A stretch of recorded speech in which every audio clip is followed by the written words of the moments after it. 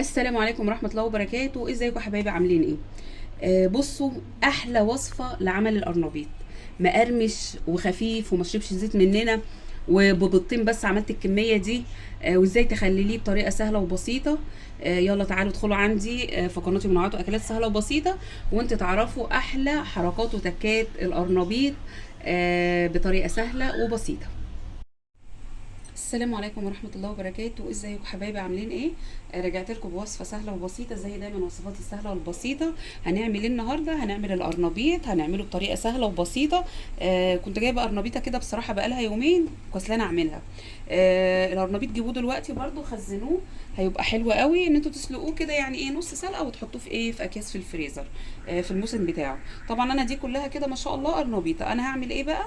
جبت ميه على النار هنا زي ما انتم شايفين بتغلي، حطيت فيها يا دوبك شويه ملح وشويه كمون. وهنجيب القرنبيط، انت بقى ايه، قطعيه حسب ما انت عايزه، حتت كبيره حتت صغيره، وهننزل بيه في الميه نسلقه. وهقول لكم بقى خلطه وطريقه حلوه قوي.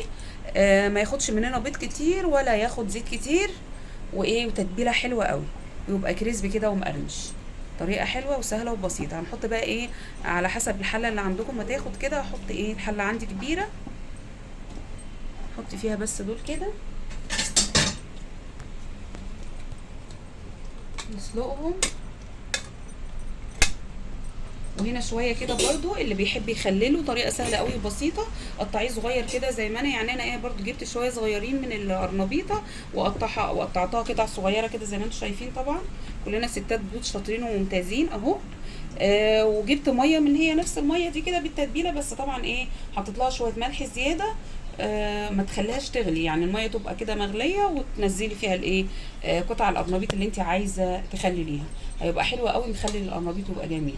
يعني قرنبيط هنعمل منها كذا حاجه، هنخزن منها وهنخلل منها وهنعمل منها غدا. هرجع لكم تاني. نطلع بقى القرنبيط بتاعنا كده، نحط مصفى كده عشان ايه، اي ميه كده تصفوا فيها. نحط تحتها طبعا طبق. يعني كلنا شاطرين وممتازين وستات بيوت، بس للمبتدئين يعني ايه، اللي ما بيعرفش يعمله. وبرده هوريكم طريقه التتبيله بتاعتي. كل واحد بيعمل القرنبيط بطريقته، كلها طرق حلوه بصراحه يعني. بس انا ايه، حبيت اشارك معاكم الوصفه. وحبيت اوريكم الطريقه بتاعتي في تتبيل القرنبيط او عمايل القرنبيط. طريقه سهله وبسيطه. هنطلع بقى الكميه، نسلق كل الكميه اللي عندنا، وارجع بقى معاكم عشان ايه، اقول لكم التتبيله هتتعمل ازاي. بصوا حبايبي كده خلاص زي ما انتم شايفين، احنا كده سلقنا الايه، القرنبيط. هنعمل بقى الخلطه اللي انا بقول لكم ايه عليها. جبنا هنا شويه شطه وشويه ملح، ونحط عليهم ايه، بيضتين. نحط التوابل بيضتين بس، يعني انا هعمل كميه قرنبيط حلوه كده، بيضتين مش اكتر من كده. نعملهم مع الملح كده والشطه، ونجيبهم في بعض كده يعني.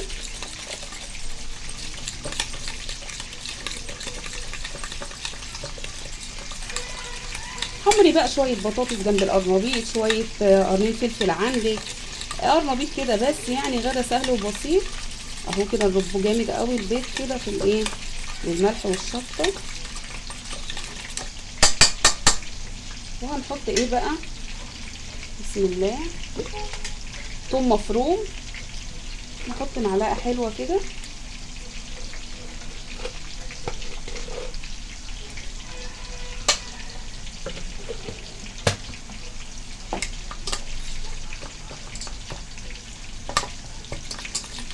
نفضل برضو ايه، نربه كده مع بعض مع البيض.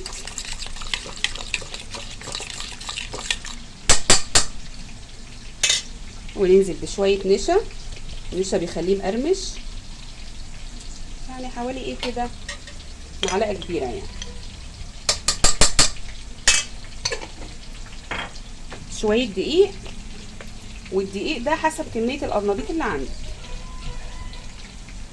حسب سمكه. انت عايزه القرنبيط كده يبقى مقرمش وخفيف كده، قللي الدقيق. عايزاه كده، في بيحبوا يبقى ايه، تضاعفي حجمه، كتري الدقيق شويه. ونحط ايه اللي هينفشوا عندنا، حوالي معلقه بيكنج باودر. خلاص كده، معلقه صغيره. هنعمل ايه بقى، نحط شويه ميه. كده احنا حطينا ايه، حطينا الدقيق وظبطنا القوام بتاعه اهو زي ما انتم شايفين كده. طبعا تفضلي تقلبي فيه كده لحد ما ايه الدقيق كله ما يبقاش فيه اي تكتلات. انا هحط المكونات كلها واعمله تاني. كده احنا حطينا الشطه والملح، ونحط كده معلقتين كمون. توابل بقى ايه، بصوا انا دايما ما بحبش لما اعمل وصفه اكل اقول حطوا توابل ايه، اقول حطوا توابل معينه يعني هيتحط كذا وكذا، لكن المقدار ده حسبكم يعني، حسب ايه، حسب معدتكم ما بتستحمل. في ناس بتحب التوابل الكتير وفي ناس بتحب التوابل الايه القليله. يعني كل حاجه كده بحط ايه، يعتبر المعلقه الصغيره دي حوالي ايه معلقه يعني صغيره، المعلقه الصغيره قوي بتاعت التوابل. ونحط ايه تاني عندنا كده، حطينا كزبره وفلفل اسود وحطينا كمون وحطينا ايه تاني والملح والشطه، وعندنا كده معلقه حلوه ايه كركم. الكركم بيديله لون حلو قوي زي بتاع المطاعم كده، تحسي كده وانت بتجيبي في المطاعم بيقولوا بيبقى لونه كده ايه مدي على اورنج كده اهو، شايفين اهو. وكده بقى ايه نقلبه كده، حطينا التوابل كلها ونيجي نحط شويه خضره، خلطه حلوه قوي. امشي بس كده عليها وجربي طريقتي وهتدعي لي دعوه حلوه اهو. شويه خضره كده كانوا عندنا في الفريزر، نحط شويه حلوين كده.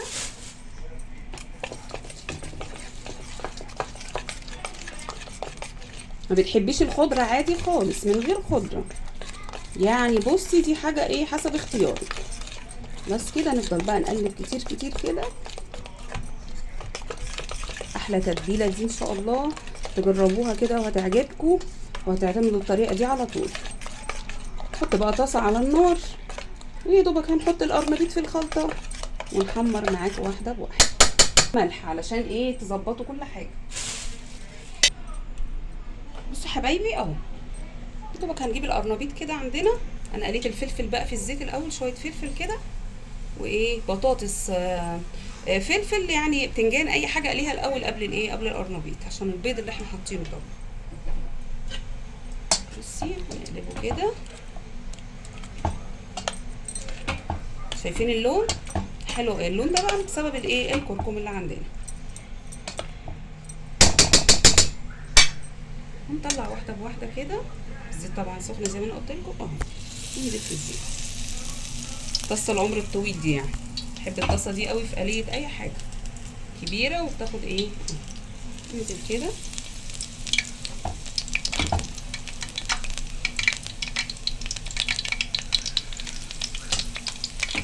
ننزل بقى بالكميه كلها. احلى قرنبيط هتاخدوه. بالله عليكم بالله عليكم نصلي الاول على النبي. ويلا بقى ما تنسوش اللايك والاشتراك سواء على صفحتي على الفيسبوك او قناتي على اليوتيوب منوعات واكلات سهله وبسيطه. لايك مش هياخد منكم ثواني، متستخسروش فيا يا حبايبي. طبعا الاشتراك بقى والايه والمتابعه.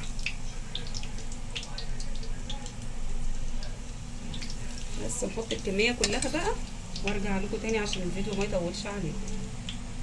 بصوا حبايبي شايفين بقى اللون، حاسه ان الكاميرا كمان مش جايباه قوي يعني، لونه ما شاء الله جميل قوي. ده اللي يتغني له ايه بقى، يا حلاوتك يا جمالك يعني، حاجه كده ما شاء الله. اي بقى طبق عندنا نحط فيه بقى ورق زبده، مناديل، علشان ايه يشرب الزيت اللي عندنا، وعلشان الزيت اللي عندنا ما يسودش او يتحرق مننا. طلع الكميه، بصوا شايفين كده، ده لازم ايه اول باول كده تطلعوه عندكم، علشان ده لو سبتوه نحط واحده على واحده او شويه على شويه هتلاقوه ايه، هتلاقوه اتحرق. انا كمان بحبه قوي يعني، القرمشه بتاعته بتبقى حلوه. خلاص هنطلع بقى الكميه دي ونحط كميه تانية. احلى قرنبيط هتاكلوه من ايدي منوعات واكلات سهله وبسيطه.